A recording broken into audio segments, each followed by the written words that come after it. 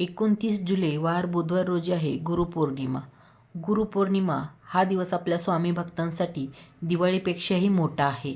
आपल्या गुरुप्रती कृतज्ञता व्यक्त करण्यासाठीचा हा दिवस आहे. तर आपल्या गुरूंची आपण कोणती सेवा करावी, म्हणजेच स्वामी महाराजांची सेवा कोणती करावी, अभिषेक कसा करावा, उपवास करावा का, आणि पौर्णिमा आहे तर पौर्णिमेचा उपवास किंवा पौर्णिमेचा सत्यनारायण कधी करावा, याबद्दलची संपूर्ण माहिती या व्हिडिओत सांगणार आहे. तर व्हिडिओ शेवटपर्यंत नक्की पहा. नमस्कार सर्वांना, श्री स्वामी समर्थ. स्वागत आहे तुमचं आपल्या चॅनलमध्ये. बघा, गुरुपौर्णिमा हा दिवस खूप खूप मोठा आहे.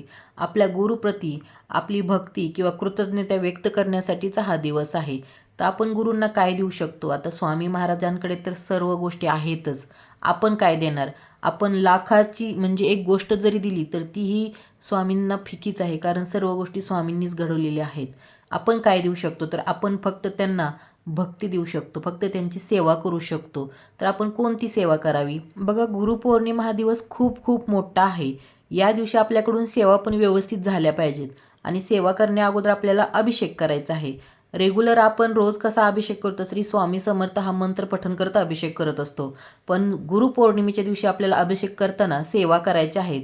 आणि अभिषेक करण्या अगोदर म्हणजे स्वामींची कोणतीही सेवा करण्या अगोदर आपण स्वामी स्तवन पठण करत असतो. त्यामुळे पहिले स्वामी स्तवन पठण करून घ्यायचं आणि नंतर अभिषेक करण्यास सुरुवात करायची.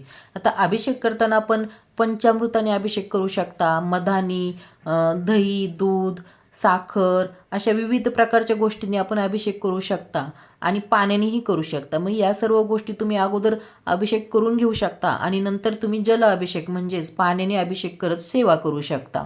आता गुरुपौर्णिमा आहे, सेवा पण भरपूर असणार आहेत, कारण गुरूंना आपल्याकडून फक्त सेवा पाहिजे आहेत. तर गुरुपौर्णिमेनिमित्त आपण अभिषेक करताना प्रथम आपण गणपती अथर्वशीर्षाचं पठण करायचं आहे अभिषेक करत करत. आणि फलश्रुती जी असते ती फलश्रुती जे आपण ह्याची म्हणतो आपण, म्हणजे अथर्वशीर्ष असो, पुरुषोक्त असो, स्त्रीसूक्त असो, जेव्हा पण आपण फलश्रुती म्हणत असतो तेव्हा आपण अभिषेक करायचा नसतो, हात जोडून फलश्रुती पठण करायची असते. तर गणपती अथर्वशीर्षाचं पठण एकदा करायचं आहे आपल्याला अभिषेक करत, आणि त्यानंतर पुरुष सूक्त पठण करायचं आहे. बघा, पुरुष सूक्ताचं पठण करत अभिषेक करायचा आहे. आणि गुरुपौर्णिमा आहे त्यामुळे 16 वेळेस पुरुष सूक्त पठण करण्याला खूप खूप महत्त्व आहे. तुम्हाला जर गुरुपौर्णिमेनिमित्त वेळ असेल तर 16 वेळेसच पठण करा आणि 16व्या वेळेस फलश्रुती पठण करा. म्हणजे 15 वेळेस फलश्रुतीपर्यंत पठण करत अभिषेक करा आणि 16व्या वेळेस फलश्रुतीसहित पठण करा. त्यानंतर तुम्ही श्रीसूक्ताचं पण पठण करायलाच हवं. एक वेळेस तरी तुम्ही श्रीसूक्ताचं पठण करा. पवमान सूक्त पण पठण करू शकता. या सेवा करत स्वामींना अभिषेक करायचा आहे. आणि अभिषेक झाल्यानंतर स्वामींची मूर्ती ताम्हनातून बाजूला काढून स्वच्छ कपड्याने पुसून घ्यायची आहे आणि मूर्ती जागेवर ठेवायची आहे. मूर्तीला या दिवशी तुम्ही अत्तर लावू शकता. तुमच्याकडे जर हिना अत्तर असेल तर हिना अत्तर वापरा, नसेल तर कोणतंही अत्तर असेल तर ते तुम्ही वापरू शकता. आणि गंध लावायचा आहे, मग अष्टगंध किंवा चंदनाचा टिळा तुम्ही लावू शकता. वस्त्र परिधान करू शकता स्वामींना, माळ वगैरे.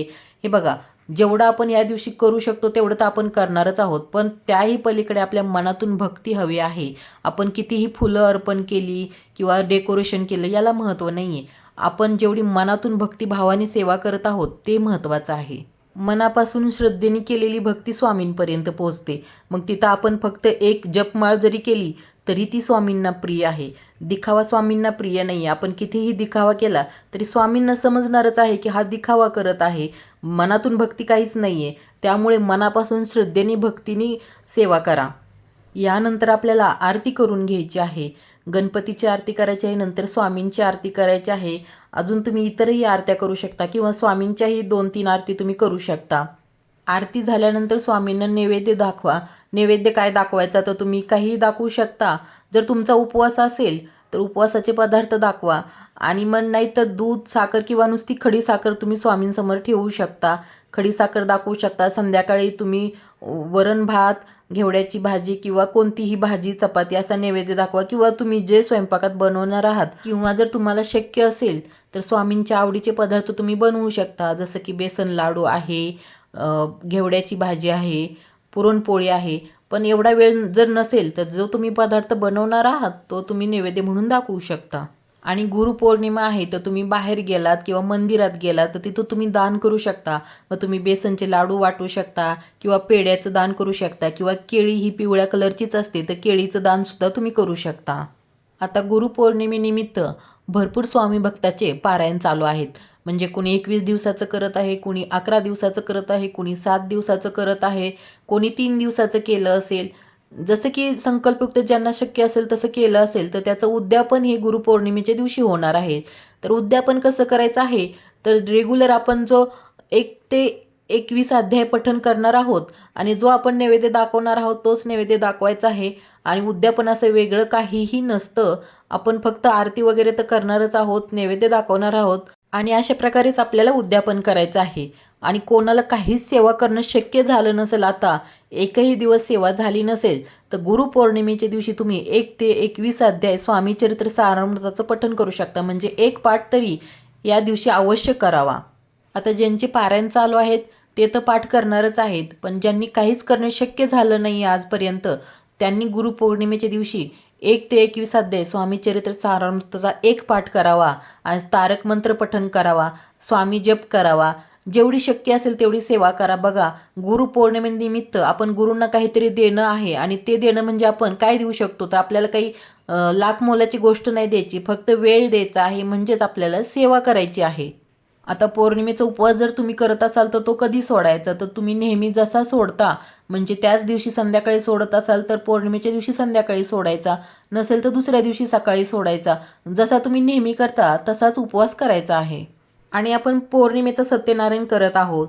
तर पौर्णिमा सुरू होत आहे मंगळवारी संध्याकाळी 6 वाजता आणि ती बुधवारी संध्याकाळी 8 वाजेपर्यंत आहे. तर मग तुम्ही सत्यनारायण कधी करू शकता, तर बघा तुम्ही पौर्णिमेच्या दिवशीच संध्याकाळी करू शकता. म्हणजे 8 वाजेपर्यंत सत्यनारायण पूजा तुम्ही करू शकता पौर्णिमा कालावधीमध्ये. आणि जर तुम्हाला बुधवारी खूप सेवा आहेत, बाहेरची कामं आहेत, तर तुम्ही मंगळवारी संध्याकाळी सुद्धा सत्यनारायण पूजा करू शकता. कारण पौर्णिमा ही मंगळवारी सुरू होत आहे, संध्याकाळी सुरू होत आहे. तशी तर ती बुधवारचीच आहे, पण सुरू होत आहे ती मंगळवारी संध्याकाळी. त्यामुळे तुम्ही मंगळवारी संध्याकाळी 7 वाजेच्या नंतरही सत्यनारायण पूजा करू शकता. आणि बुधवारी केलं तर पौर्णिमेच्या कालावधीमध्ये म्हणजेच संध्याकाळी 8 वाजेपर्यंत तुम्ही सत्यनारायण पूजा करू शकता. तर अशा प्रकारे आपल्याला गुरुपौर्णिमा साजरी करायची आहे आणि आपल्या गुरूंना आपण काहीतरी देण्यासाठी म्हणून सेवा करायची आहे. बघा, जास्त नाही शक्य झाली तर थोडी तर सेवा तुम्ही करू शकता ना. काहीच वेळ नसेल तर तुम्ही एक जपमाळ स्वामी समर्थ मंत्राची तरी करू शकता किंवा जे तुम्ही काम करत असाल ते काम करत असताना दिवसभर श्री स्वामी समर्थ असा मंत्र जप तरी तुम्ही करू शकता. चला तर मग व्हिडिओ आवडला तर व्हिडिओला लाईक करा, कमेंट करा आणि चॅनलला सबस्क्राईब केलं नसेल तर अवश्य चॅनलला सबस्क्राईब करा. चॅनलला सबस्क्राईब करणं एकदम फ्री आहे. तुमच्या एका सबस्क्राईबमुळे अजून व्हिडिओ बनवण्यास नवीन उत्साह निर्माण होतो. आणि तुम्हाला या व्हिडिओमधून काहीतरी तुमच्या कामाची माहिती मिळाली तर अवश्य सबस्क्राईब करा. तोपर्यंत सर्वांना धन्यवाद.